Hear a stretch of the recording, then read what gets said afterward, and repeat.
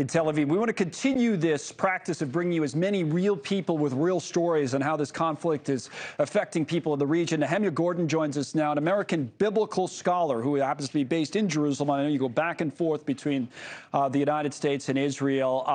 So you're near Jerusalem right now, am I right? And how are things where you are? I'm actually in Jerusalem, in southern Jerusalem right now. I live in an apartment here. I've had it for 20 years. And until Saturday, I'd never actually been in the bomb shelter. There's a bomb shelter in the basement.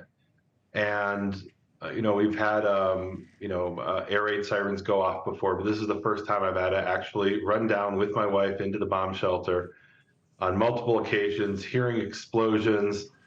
The last time we went in yesterday, we heard 10 explosions.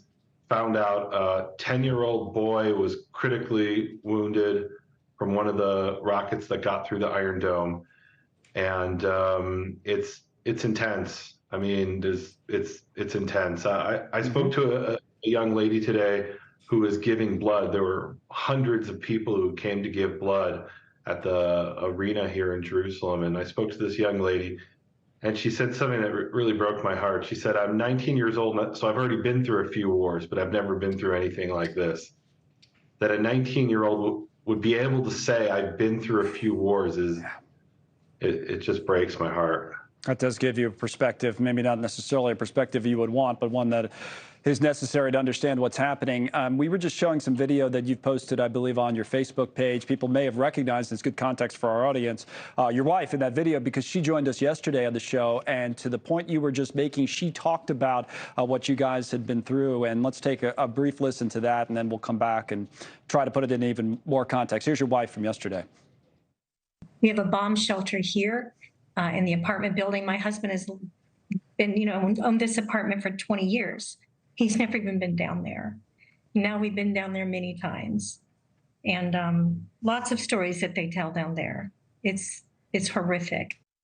Because there obviously have been increased tensions in those 20 years, but just you've never felt like this in Jerusalem. It's different this time.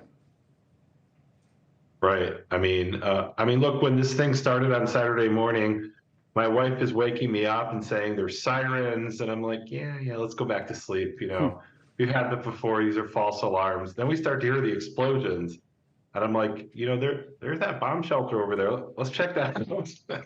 Maybe we need to get down there. And then we're finding out that the rockets are getting through, and just the sheer number of rockets, some of them are getting through.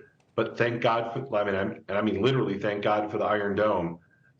If it wasn't for that, then they would be butchering us here in Jerusalem the way they butchered people in Kfar Aza and Be'eri, cutting off the heads of babies and just blowing people up. I mean, that's their objective. Their objective is to kill.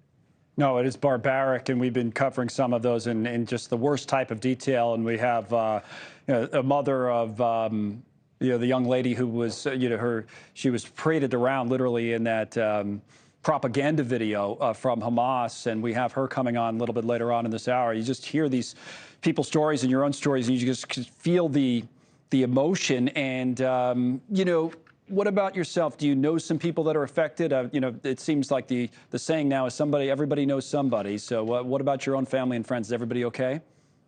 So I know, well, for me, everybody is okay right now, but the most difficult thing for me is my two young nephews who are in their 20s, who have been called up into their combat units.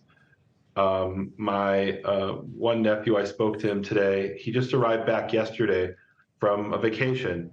He was in Italy, and he wasn't able to get back to Israel because they canceled all the flights. So he found a flight to Greece, and then two Hercules aircraft came and took him and hundreds of other Israelis, young Israelis mostly, who wanted to come back and join their units, brought them back to Israel. And so my sister drove him up to his base today with her husband. And on the way, he said, look, don't go any further. It's dangerous. And he made his mother stay behind, and he went on with his father up to the front line where his father dropped him off, because he said, look, I've got to do this. I don't want you on the front line, Mother. And I'm just constantly in prayer for my two nephews who are in these combat units. And It's a serious business. I mean, we're dealing with. I mean, look, in some ways they're worse than the Nazis. The Nazis at least tried to hide what they did. They did not allow people outside of the that small circle to talk about these death squads and the death camps.